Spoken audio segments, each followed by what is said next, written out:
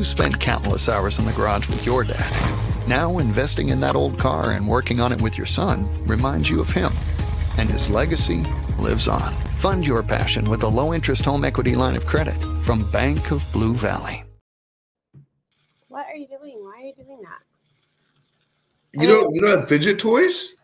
Those are so long time ago. Yes, I know what they are. Oh, that's so 2000 and late.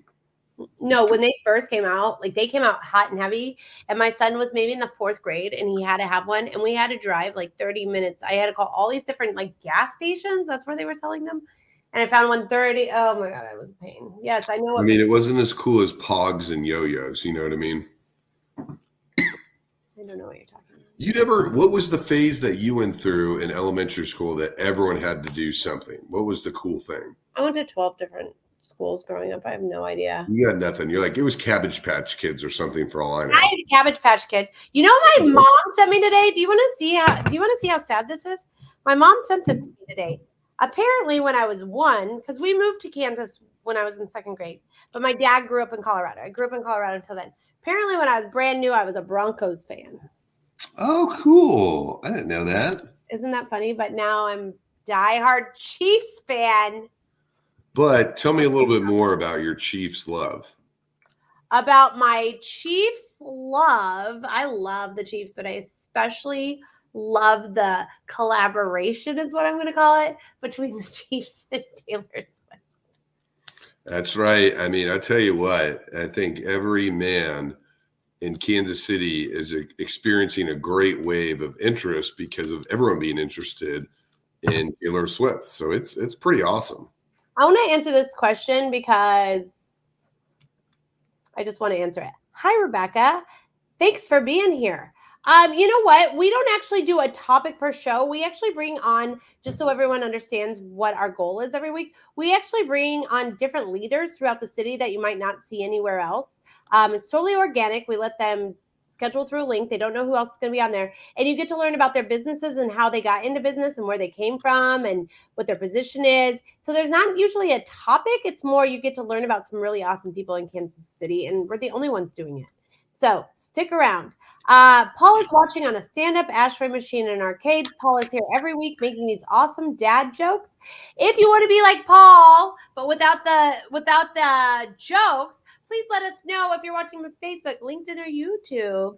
Are you watching live or are you watching the replay? There's quite a few people here watching already. So there's a lot of networking that happens over in these comments. We haven't run the 2023 numbers, but we know in 2022 and 2021, there were hundreds of thousands, if not millions of dollars done through networking over here in the comments. So make sure you comment. What have you been up to, Scott? Well, you know, Paul and I were discussing about him watching from a stand-up asteroids machine in arcade. We were at lunch last week discussing drinks with leaders. So what Aaron just said about people networking offline is very, very real. So, you know, I'm excited for the panelists, and I'm excited for Bank of Blue Valley and Burns McDonnell to provide us this amazing platform. But to be honest, I'm really excited about what sides everyone's cooking for Thanksgiving. What about you? So Debra performs at the lighting ceremony. Oh my goodness. Yeah, so we actually are eating our Thanksgiving dinner. This is very random at Buca de Pepo. They have a whole Thanksgiving dinner. Sounds awesome. Get reservations because he starts sound check at noon and then he has a 2-hour break. So there's no real time to like go do anything. So we're just staying on the plaza as a family. Yeah, you should ask our friends at Let It Fly Media if you can use their parking garage or their office so you have a place to relax when you work. That's a really, well, I'm not going to work because it's Thanksgiving, but maybe I'll see if I can park there. Yeah, parking's going to be nuts. I will text you, buddy. I may be there as well. Okay, well, that's really cool. Yeah, because we get really good seats, so I can save seats for you because we're there since sound check. But he'll be on TV. If you can't be there, you can watch him on TV. Delvon is here. Good afternoon, gang. Hope all is well. And Harry's watching from LinkedIn Live. And if you don't know who Devin is, that's my 17-year-old. So that's why, like I was talking about that. I think people are tired of us. Let's bring in our panel. I'm excited what music you're going to play.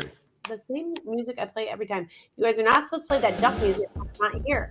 You're not even supposed to know about it. It's stupid. All right. I'm so chill these days. Okay, you guys ready?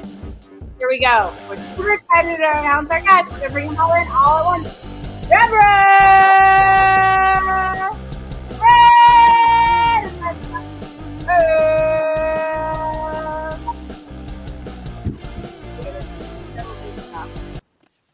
My Christmas miracle will be if we put more sounds on this stuff. Don't you think that'd be great, Scott? What'd you say? Yeah, stop emailing and pay attention to the show stuff. I didn't know. I just realized my volume was on 52 and it's not 100. But what'd you say, Aaron? I just said my Christmas miracle would be if they put some more sounds here for me to choose from. So. No, I mean, the Christmas miracle is your son performing at the Plaza Lighting. Okay. Debra, who are you? What do you do? And how do you get to Kansas City? Hello, my name is Debra Roark. I'm the owner of Spirit Life Apparel and Screenprinting. I was born and raised in Kansas City. I'm a creator of apparel, T-shirts, and all kind of things, as well as promotional items. So that's what I do. I mean, that was too. I'm sorry, ma'am. First of all, this should be a very busy season for you. It is going into the holidays. So tell people like what apparel you make, how you help companies, how you help individuals. Dive into all that, please. Okay. So what I make is everything as far as apparel wise, from T-shirts all the way to jackets, doing embroidery, sublimation. So sublimation, that's like doing the all over designs, cups and mugs and all of those kind of things, especially great for branding or gifts. So those kind of things I do for individuals and companies. So the way it happens is that you can come into the store, which I am located at 5925 IKEA Way, right across the street from IKEA, corner of Johnson Drive and I-35. You can come in or you can email me, and that will get it started. So you do a lot of like corporate gifts, right? I know a lot of people are looking for corporate gift items right now. Actually, yes, corporate group gifts. I do a lot of family pajamas, the whole Santa, everybody in the matching pajamas that time of the year. Yeah. And you know what else she does that I really like that everybody might think about is we do custom ornaments. Yes. Based off whatever my kids were into that year, right? So she'll do the ornaments for me too. Yeah. And you probably ever see me in sweatshirts that are like, she does all of my clothing. If it says something funny on it, Debra did it.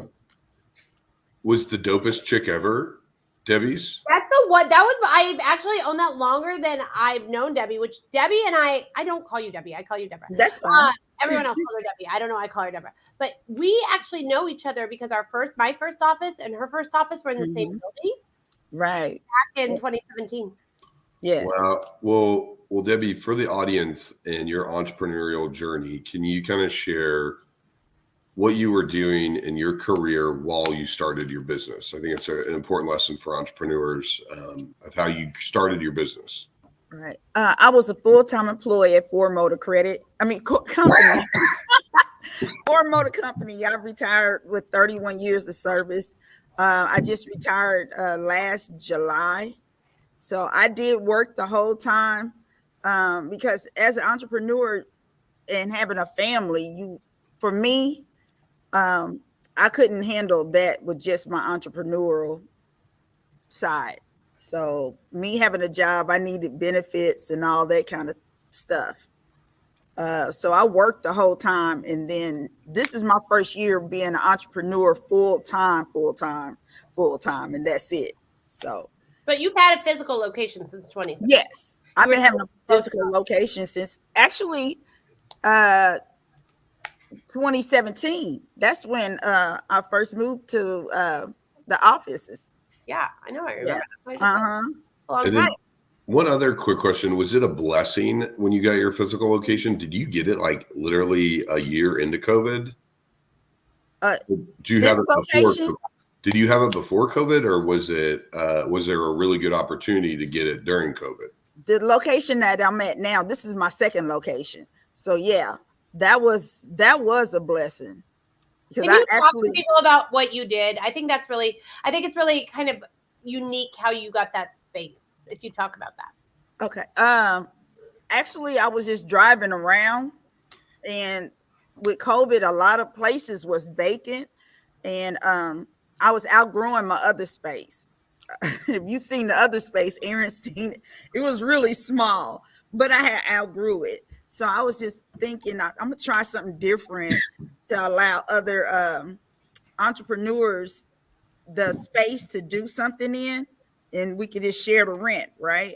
So I came over here. I seen the sign in the window. It was an old Mattress Firm store, and I asked them, "Can I lease it out for a couple months?" And they was like, "Yeah, sure." And it was vacant for like 3 years. So yeah, they let me have it for little or nothing, and I've been here ever since. Wow, That's awesome. Yeah, it's a huge space. You have like events and stuff there now, right? Yeah. So now I do a lot of print and sips. In fact, I do print and sips just about every weekend now. What's a print and sip, Debra? Print and sip is where you guys get to come in and make your own shirts. It turns into a party because it's like BYOB. We have whoever is hosting the party, the initial person, they can help create the design, and we have all the materials ready. So when you guys come in, all you have to do is sit down and let's have a good time. I teach you how to make the shirt. You learn how to make the shirt from beginning to end. And then we take pictures and just have a good time while we're doing it. That's so cool. Awesome. Well, thank you for coming on. I'm super excited for people too. You guys, literally, she can make whatever you dream up. I dream up the craziest stuff. And last week at Elate the East, I said this in the pre-show, but at Elate the East, we did Rock of Ages, and we had her in, and she printed designs on demand where people could choose. We had a few designs they could choose from: the color of the shirt, the color of the ink, and the size of the shirt. It was really awesome. So, like having a merch table. It's cool. Yeah.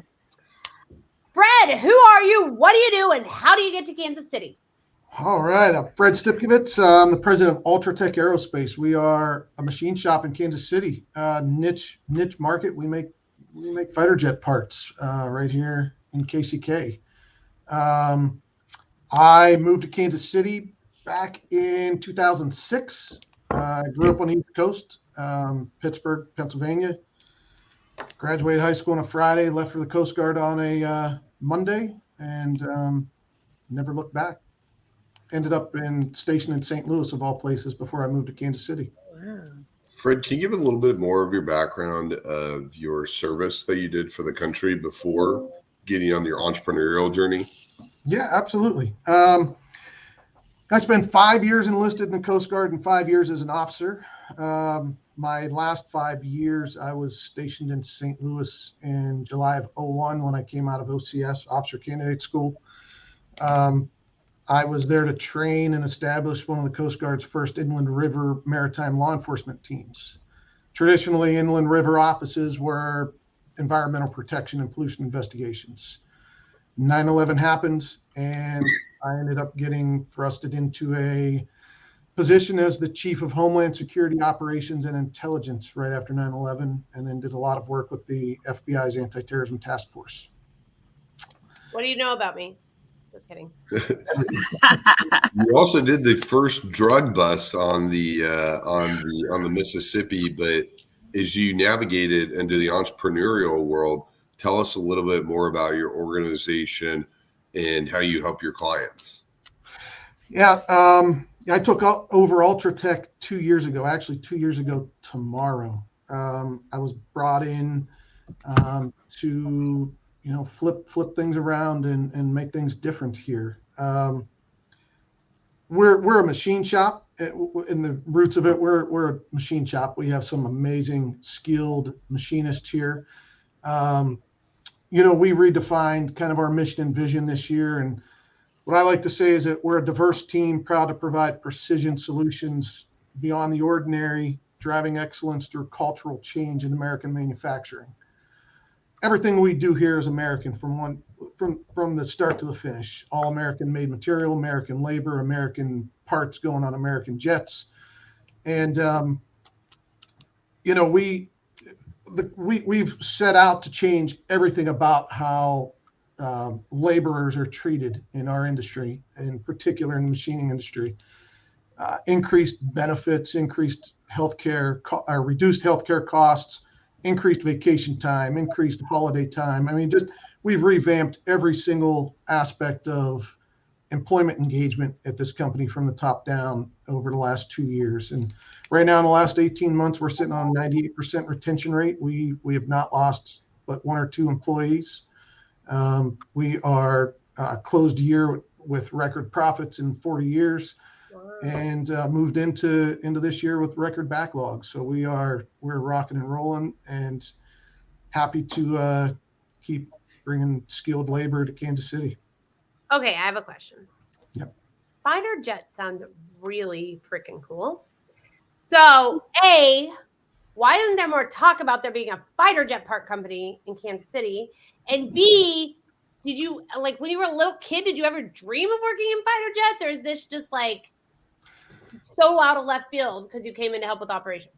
So that's one of the reasons why I really wanted to be on this show. And you know, Aaron, one of the comments you made really in one of your thousands of posts was, if you're not telling your story, right? If you're not creating content and telling your story, nobody is. And you know, really, I'm extremely proud of what we do here. It's a unique niche industry. There are a couple other companies in Kansas City that do aerospace manufacturing like we do for you know, some of the big players.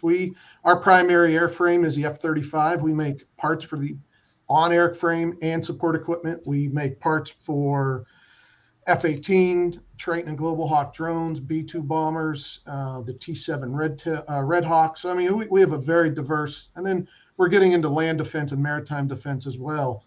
But yeah, nobody really knows, right? You drive past a little nondescript factory on Merriam Drive in KCK, and we're pumping out, you know, thousands of parts a year that are going on some of the most advanced fighters in the world. And you know, we add such value. Our team adds such value to just a piece of aluminum that ends up on a jet. So it's I have a commercial pilot's license and flew corporate for a brief period of time. So aviation's always been my interest. Once I left the service, I spent 15 years in the aviation fueling industry, traveling all over the globe. One thing that's drawn me to Scott and to this program is really my business network has been globally, and now I'm in a company in Kansas City and have no real Kansas City network. So I'm really working to build up my Kansas City network. But I interviewed here as a business development manager a couple of years ago and didn't get the job. And a couple of years later, they called me back to come in and turn it around. That's awesome. Wait, first of all, I want to tell you happy belated Veterans Day. Thank you. You're welcome.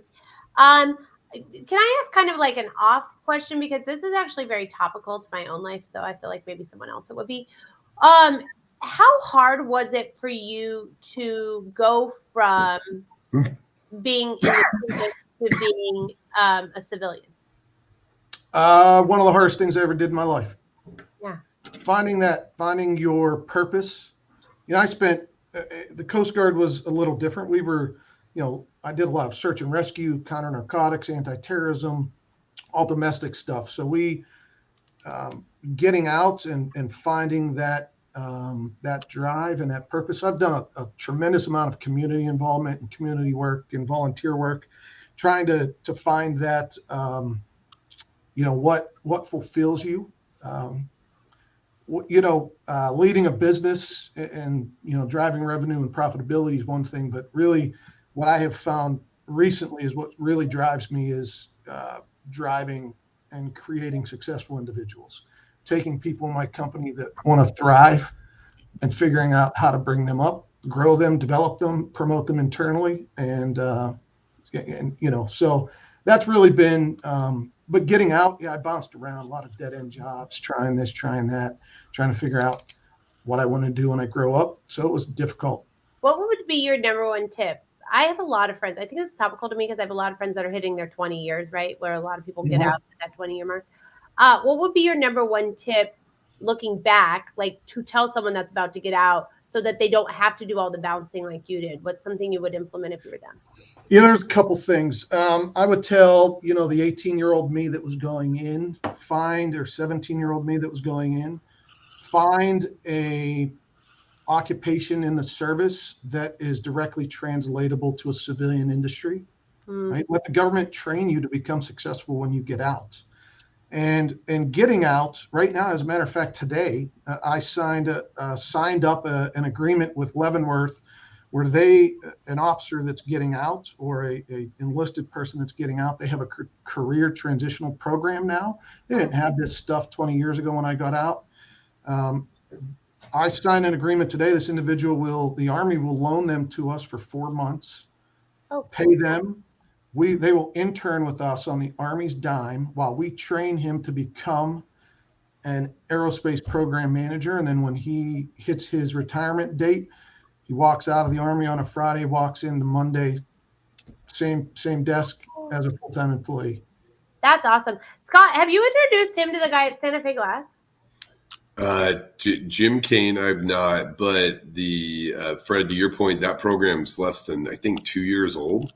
Yeah, and so Kansas City's just now learning about it. It's been a conundrum that people in the business community have been trying to work with forever, because Fort Leavenworth has an officer school that oftentimes can be a place where it's kind of the last stop. So a lot of people choose to retire in Kansas City thinking that it's going to be easy to transition. And Fred, tell me if I'm wrong, but a lot of people, they get after it for 2 years and then they kind of give up. And then a lot of people go to Honeywell.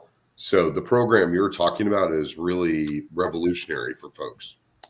Yeah, it is. And, Honeywell is a great place to work. But, if you want to have some autonomy, you want to have a direct impact and really, find your niche in the world, we're here for you. The only thing that I could never get a job at Honeywell because I don't even have a college degree. But you know what? I went on a few dates with someone that worked there one time, and they can't take their phone into work. That would be crazy. I kind of thought of that, but that from a marriage perspective, I was like, huh. Yeah. They can't get a hold of you. But no, what I've learned is, and I love Honeywell. They're not a sponsor of the show. They're not. So I just know you can't take your phone. That's all I know about. An interesting thing, though, is a lot of people, and maybe Freddie, we'll move on to the subject, but I didn't realize that people don't want to go. Honeywell pays great, and they do really well, but a lot of people that are former military feel like they're just going right back into it. Right. Why is that? Well, you lose your autonomy. It's a big company. You're stuck in the machine, right? You can't be an individual. You get assigned your task, you stay in your lane. And I've never worked there, so I'm just, that's what I hear. But that's a nice thing, about us and a small company is, you come here, you're going to wear a lot of hats. You're going to be involved in everything and have the opportunity to express your ideas and see your ideas implemented. This is my very last question, then we're going to move on. Do you make your bed every morning still? I'm sorry, what was that, Erin? Do you make your bed every morning still? No. Oh. Yeah. I don't know if that stuck with you. All right, Jeff. How are you? What are you doing? How do you get to Kansas City?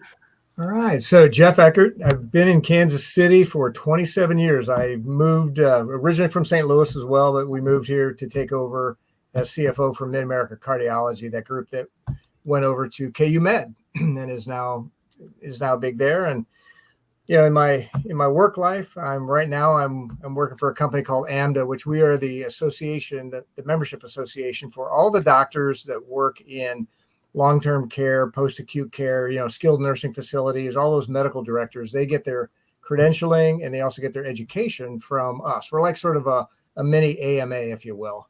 And I've been there about a year and a half now, but been in nonprofit healthcare 30 years or more. And so that's what I do during the day, and during the night, I officiate sports, high school sports.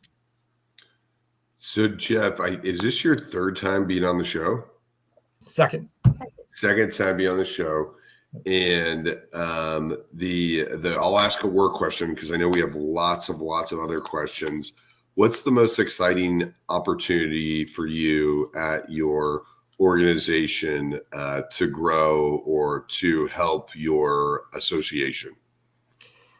It's a really interesting field. As you know, the medical field, just in general, is in such dynamic flux. And we, as a membership association, our members are really our clients, right? All the physicians that are getting trained and certified to take care of our parents that are in nursing homes, or they take a fall and they're in a rehab center or whatever. So indirectly, we get to make an impact in the most vulnerable of our society. And that's really, from my standpoint, on one end, I'm a bean counter, right? I'm the CFO, I'm the HR guy, and deal with some operations. But through that, if we can make our society successful, then basically we're giving the doctors all the tools and the apps and things of that nature that they can go into those nursing facilities and take care of the patients.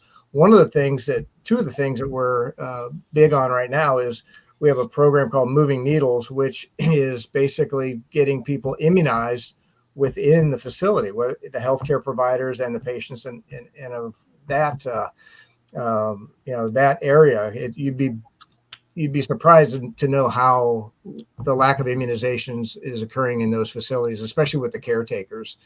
And the other one is a drive to de-prescribe.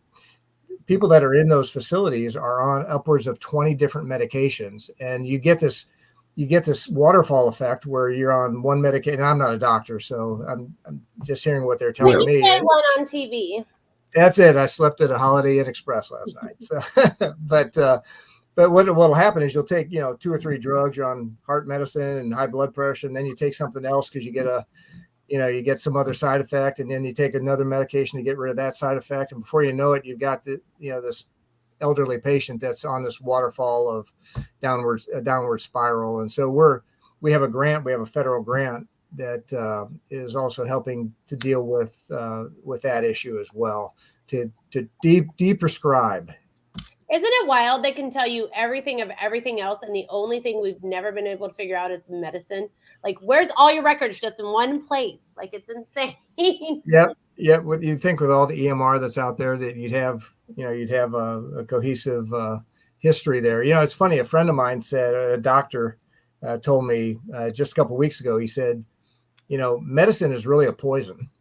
He said, all medicine is a poison. It just has better benefits than side effects is really why we take that. And I read a long time ago that Tylenol is really made from coal tar, and nobody knows why it blocks pain, but it's been safe for 100 years. So that's why we use it. So it's very interesting when you're getting into all the different prescriptions and coupling that with all, the elderly and the frail. And so anyway, to answer your question, Scott, it's indirectly, I get to help our association be healthy. And then through that, the doctors can make the patients healthy. I have a CFO question for you. Sure. Because I am what's considered 100% opposite of a CFO personality, right? When you're a CFO,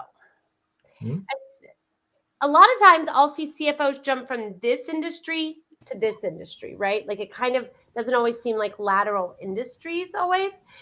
Do you feel like a CFO can work within any industry, or that a CFO does better if they're industry specific, or are numbers just numbers and that's what they are? Well, there is, generally accepted accounting principles that every, accountant or CFO has to abide by. And so that transfers no matter where you're at. But there are, transferable skills that, for example, I've just happened to be in healthcare for a long, long time. But within healthcare, now, this is the first time I've been in association management. So I've had to learn how that industry and that organization works. So as a CFO, in order to, if you're just pumping out reports, that's one thing, but a CFO should have analytical insight and be able to pull back the curtain and really see what's going on so he can be an effective decision maker. And that's, so in answer to your question, it is transferable to a degree, but once you're in a different industry, you've got to put in the work, and you've got to learn that industry so that you just don't put out numbers that make no sense. I would think of the CFO guy as the no guy. Yeah, CFOs are, it's sort of funny. There are certain things that even on a daily basis, my accounting manager or whatever will reach out to me and go, that's not right. Like, oh, I guess I gotta learn, but Speaking of following the rules, another thing you do a lot of, you like that? A thing What you a do a lot segue. is as refereeing. Is that what it's called? Refereeing. yeah. And basketball, is it just basketball or do you do other sports? I do volleyball. I'm sort of an indoor guy. So they're trying to get me to do lacrosse and football and I was like, no, only if it's sunny and 80 degrees, otherwise keep me indoors. So yeah, I've been doing basketball for 18 years and volleyball for about 8 or 9. So Fred over here has a question that he asked in the private chat instead of just asking. So I'm going to read it. He says, I'm curious to ask your professional insight, how bad calls are handled behind the scenes in refereeing, and what are the ramifications? Oh, great question. And here's the thing that I'd love the audience to take away from this is that officials, referees, whatever you want to call us, are more hard on ourselves than we are than any fan or coach could be on us. We take this so personally when we blow a call. And so what we do before games, at halftime, and after games, we decompress and we go over what went on during that game.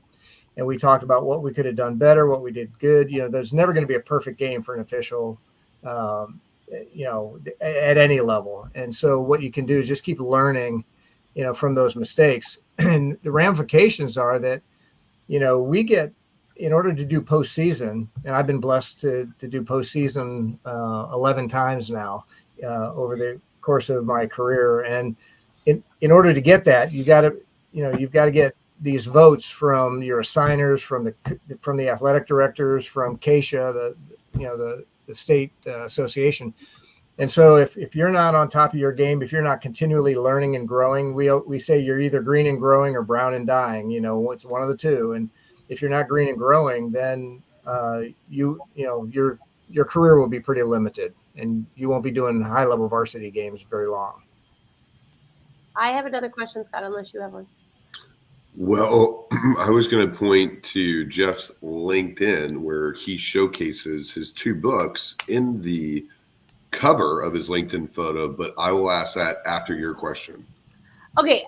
There's a TikTok trend right now. I'm part of my job is staying on top of the trends.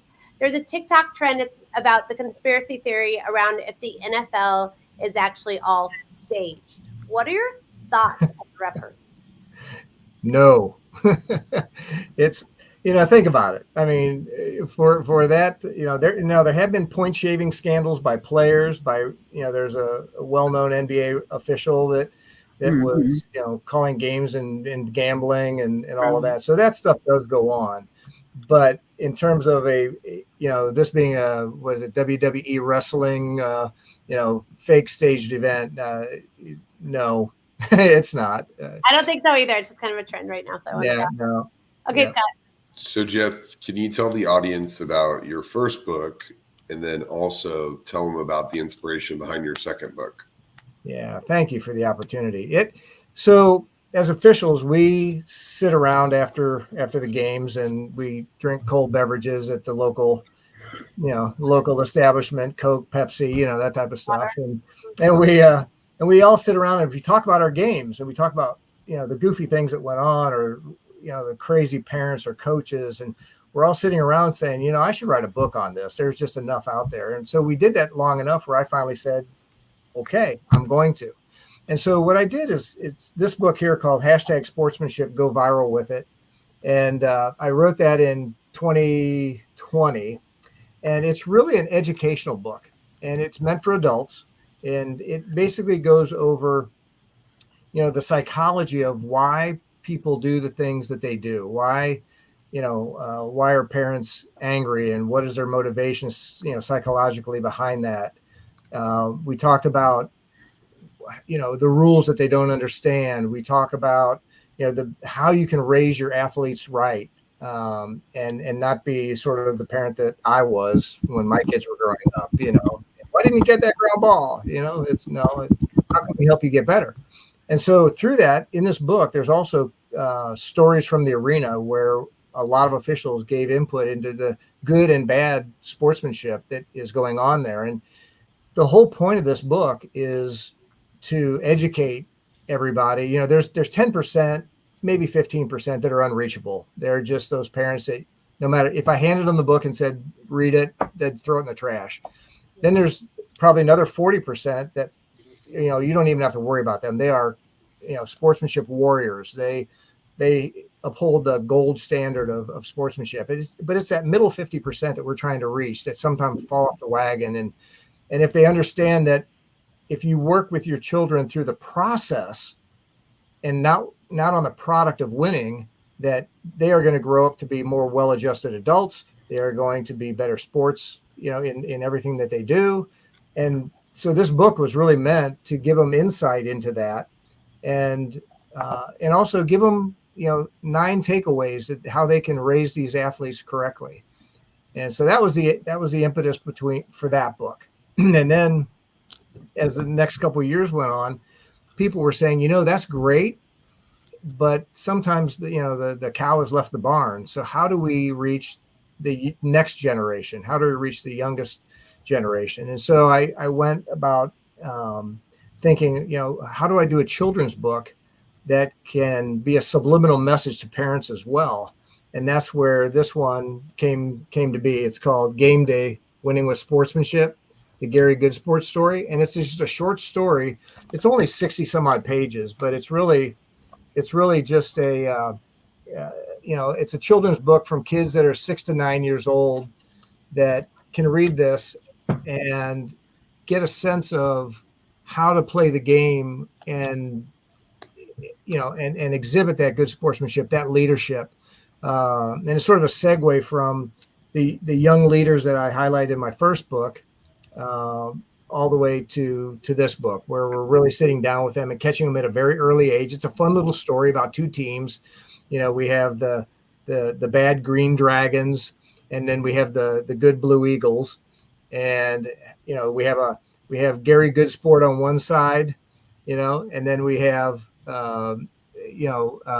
Barry Bad Sport on the other side. And we try to make them, you know, sort of come together at the end of the book. And how do we do that? How do the Green Dragons see the light at the end of the book? And it's really just it's a quick read, colorful book, but it does give a message of how we can raise these kids right. And hopefully the kids will take away from that, hey, you know, this is the right way to do it, and this is not the right way to do it. So where do you order those books? They're on Amazon, or you can go to my website. So if you go to jeckertbooks.com, that's my website, and you can get the link to Amazon from there. Or you can go to Amazon directly and look for them. They're on there. I just looked up the new one is ranked 131st in children's social skills, all that category of books that they have on Amazon. So sounds like we got 130 to beat out. That's right. And you know, my cynical friends say, yeah, that there's only 132 books in that category. And so you're 131. I don't know what it is, but That's anyway. Awesome. Congratulations. Yeah, All right, guys, we're going to jump to our Burns and McDonnell question of the day. As soon as she is done asking it, Debra, answer it. Here we go.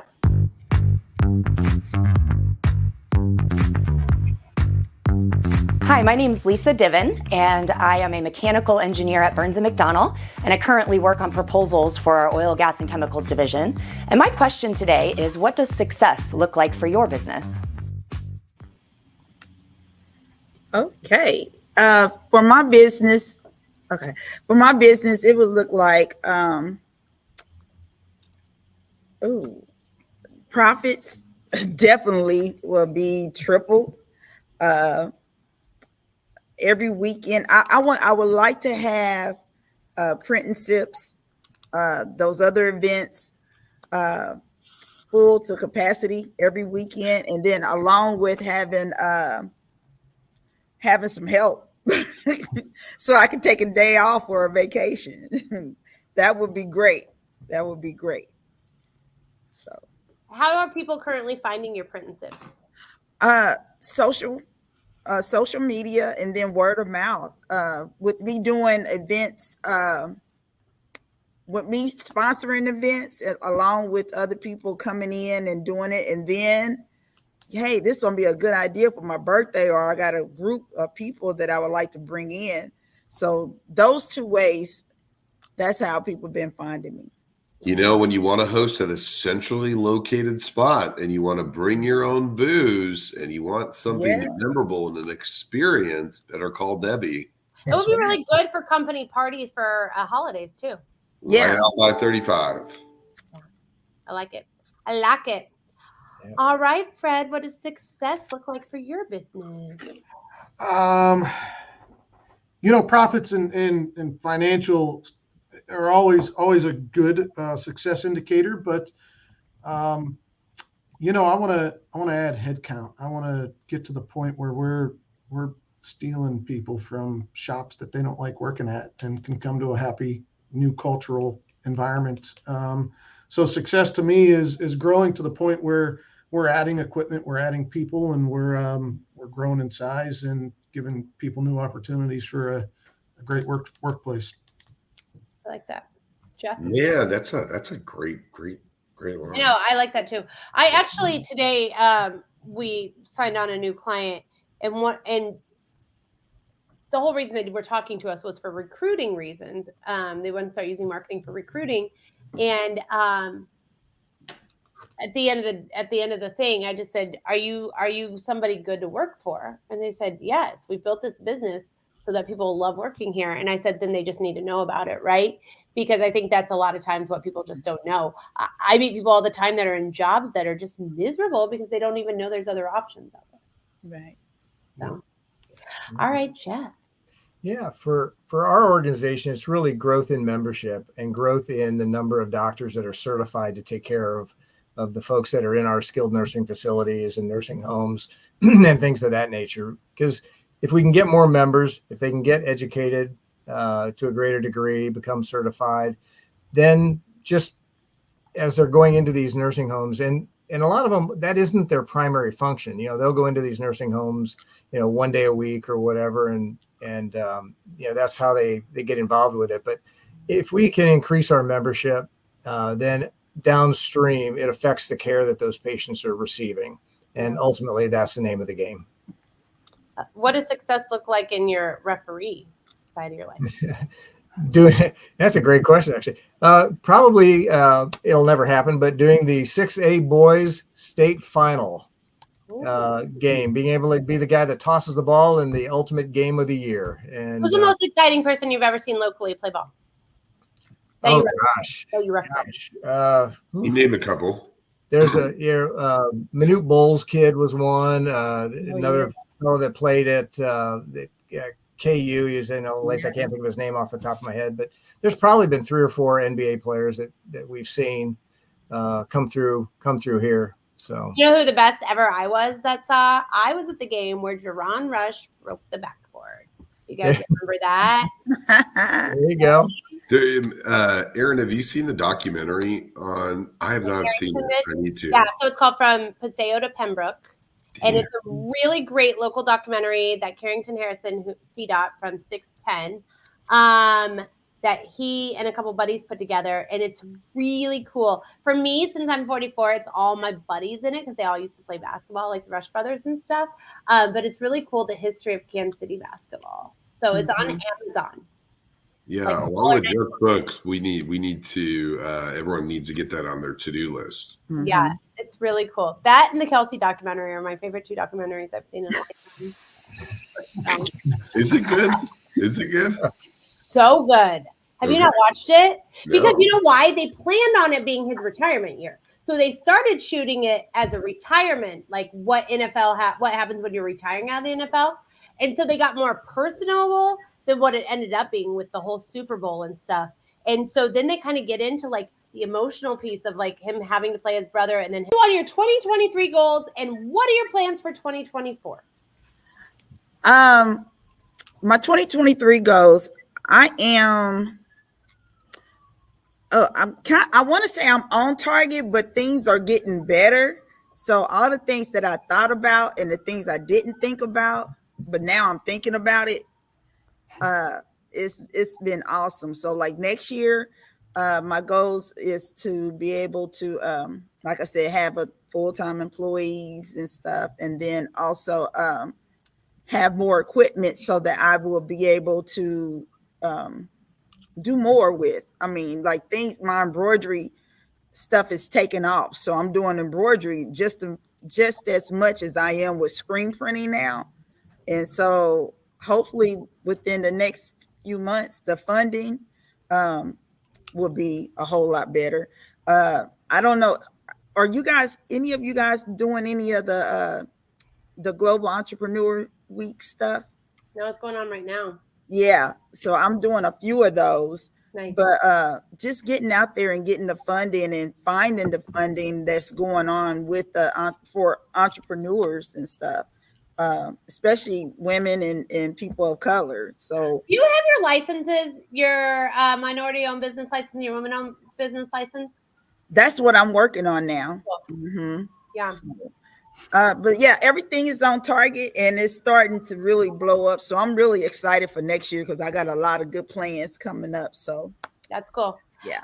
Fred, how about you? And also, do you have your veteran-owned business license? Well, outside of Ultratech, I do. Outside of Ultratech, I have a service-disabled, veteran-owned small business that's tactical equipment, ammunition type of distribution company that I own personally. Ultratech is not. That makes sense. 23. You know, I got a little sticky here on some things for 23 that I wanted to accomplish. I wanted to read more. Didn't quite get there. Need to work on that better. I've never been a big reader. Where I've got a 6-year-old who is getting in trouble in school for not reading well. So I think he and I are going to start reading together. I wanted to work out more. I knocked that off the list. I signed up for a Leadville mountain bike race in Colorado in July that I did and about died, but did it. Wow. And then, you know, I wanted to get into some professional development, which I've done a lot of. So I'm on par. I got to get, you know, reading more. 24. I don't know what's on the goals yet for 24. I haven't gotten there. Only 5 more Mondays, working Mondays. That's scary. Better start planning. I know. Yeah. All right. Maybe some branding since I have some LinkedIn challenges. Listen, I have to be honest with you. I was in a no nonsense mood this morning. So Chloe, who is on my team, who actually is Debra's niece, puts together Drinks with Leaders, like the thing on LinkedIn every week for us. And so she just goes and pulls, like she should, your top, like whatever your main thing is on your experience. And Fred has a board instead of his job at the top, which you should not do because they're I moved it. I moved it after I saw that. So he wrote back and said, "Hey, I just want you to know." And I said, "This would be avoidable if we were doing LinkedIn right. I know someone that could help you." So, Aaron, one question I had is a lot of companies come to you sometimes at the end of the year because they need to spend money or the government will take it for taxes. Yeah. And so if they're spending money as a business expense at the end of the year for marketing, it's money that can be avoidable by taxes. So right. And with us, you get if you pay your whole contract up front, which happens a lot at this end of this year, I pay all the taxes for you guys. You're welcome. You get 10% off. Actually, we give 10% off, which is a huge. Today, somebody got over $6,000 off of their contract. Yeah. Interesting. So. Mm-hmm. So yeah, you can only do if you keep growing so much, you may not be able to do that all the time. I know, but it works for now. Yeah, no, it's a good win-win for everyone. And marketing is also a tax deductible thing too. Like there's a lot of stuff when it comes to business taxes in there. So it's a really good. A lot of people were able to write off their PPP with marketing money if you have any of that left too. So, all right, Jeff, how about you for 2023 to going into 2024? Well, yeah, 2023 is like you said, it's almost over. And, you know, on the business side, it really comes down to what typical CFOs are doing, you know, making sure you get clean audits and making sure that you take care of everything that you need to be doing. On 2024, I echo reading more and getting into better physical shape, especially as we get older. I'm probably the oldest one on this call, and you gotta every day. You're sitting there going, well, that's a day I could have spent more time being more physically active with this little one. That's where my 2023. That's our first Congrats. Granddaughter, and so she just came in February, so she's about 9 months. But on my goals is really spending more time with them and family, and just being with those people that really mean a lot in your life, and not taking those for granted. We're at the point, we've been talking about what my company does and taking care of elderly, and we've lost basically all of our parents and parents-in-laws and all of those. We're at that age where they're all, but so really spending time with family and just trying to help AMDA grow and thrive so we can take care of others. Jeff, you might have a couple of years on me, but I'm officially at the age that now that I'm back dating and people ask about kids, I say only grandkids. I think that's all I'm interested in this going forward. Yeah, we won't ask ages, but my daughter is probably as old as you. So because you look 21. Thanks, That's right. Jeff. That's right. That's right. I appreciate it. You have daughters talking like that. All right, we got a few minutes left. Make it fast, God. I hate this part. It's not that bad. So I'll ask a topical question because do we have a show next week, Karen, with Thanksgiving? I think we do, right? I don't know. Don't ask me that question. Okay. Yeah, we don't plan that far in advance, but let's get everyone excited. So Debbie, it's a cheesy question and hopefully it does involve cheese, but what are some of your favorite sides you like to eat or you like to cook? Feel free to answer both. For Thanksgiving? For Thanksgiving. Both. I like to cook and I like to eat. So which one do you like to cook? Which one do you like to eat? Which food? You want to know which sides, yeah. Oh, okay. So my sides, I love sides. I make a fantastic baked potato salad, greens, sweet potatoes, macaroni cheese, all the sides, black-eyed peas. I'm getting real hungry right now. So all those sides, mashed potatoes, but from scratch. She's like, I just like all the sides. I'll get a little bit of the meat, but the sides, that's what That's what you like? Yeah. What's your favorite one to eat? What's your absolute favorite? Greens. God, I don't like greens. A lot of people like them. Had my greens. All my right, greens are really good. For Thanksgiving, what's your favorite side to cook and what's your favorite side to eat? Side to eat. So I'm typically the main course guy, so I don't necessarily cook the sides. My father's side has a traditional Hungarian noodle called tartonya, which is an amazing noodle, kind of like a crumbled noodle. It's a pain to make. I've tried making it before, almost threw in the towel. My wife makes an amazing cornbread stuffing. Some people call it a dressing. I don't know what you guys out here in the Midwest categorize things as, but Dressing. it's a stuffing.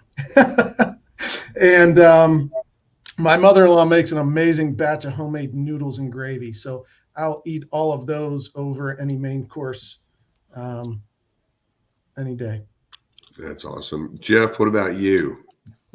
Cooking, they only relegate me to the microwave, like heating up the buns and things like that. They don't want me anywhere near the stove. But sweet potato casserole and sweet and sour cucumbers are what I like. What are tell me the sweet and sour cucumbers? Yeah, it's just it's a old family recipe where it's literally cucumbers and onions and salt and pepper and vinegar, and it's just really it's a good little mix. You either love it or hate it, but it's a light little side dish that spices up cucumbers. Aaron, what about yourself? What's your favorite dish to cook, and then what is your favorite side dish to eat? Okay, first of all, I think Thanksgiving, whoever made up the menu could have done better. Fair. But I do want to talk about just a side note and not answer your question. If you have not been to the bar, there's like 5 of them in Kansas City, and had their sweet potato fries with their marshmallow sauce that comes out with it, you need to go. It's so good. Where is this place? The bar. They're all over. There's one in Prairie Village. There's one over off Johnson Drive. There's one in Old Park. It's called The Bar. Yeah. Old Park's one of them. Yeah. Yeah, and they have sweet potato fries, but they bring it out with marshmallow dressing, so it's like the sweet potatoes kind of on Thanksgiving. Same thought, and that's my favorite. But I think the Thanksgiving meal we could have done way better. I don't know who came up with this. Was it the Pilgrims? Well, there's a lot of history behind it, and I do not know enough. I'm very Native American. I don't like what they did. I don't think but my family randomly we have these cheese noodles with green olives. I doubt it's any Thanksgiving dish, but it's popular in my family from Pittsburgh, Kansas, and then I'm a huge deviled eggs fan. Oh, so, I love deviled eggs. Yeah. So Aaron, you'd have to try what? Sweet potato fries at Nub's Pub in Shawnee. The best there is. Let me write that down. Do they have the marshmallow sauce? They don't, but that we can talk them into that, or you can just bring your own. Just show up. Awesome. Well, we want to say thank you so much to everybody that watched this very exciting show today. Now you know where to get your best sweet potato fries. Thank you so much to our panelists. You guys were amazing. You can connect with all of these people on their all should be tagged on LinkedIn. Find all of their socials there. Thank you so much to Scott for being the best co-host ever. Thank you to Make a Blue Valley and Burns & McDonnell for sponsoring. And watch our page to know if we're going to have a show next week, because I honestly don't know what we decided. So I'll look that up. But we'll see you same time, same place the following week if we're not here next week. Bye, guys.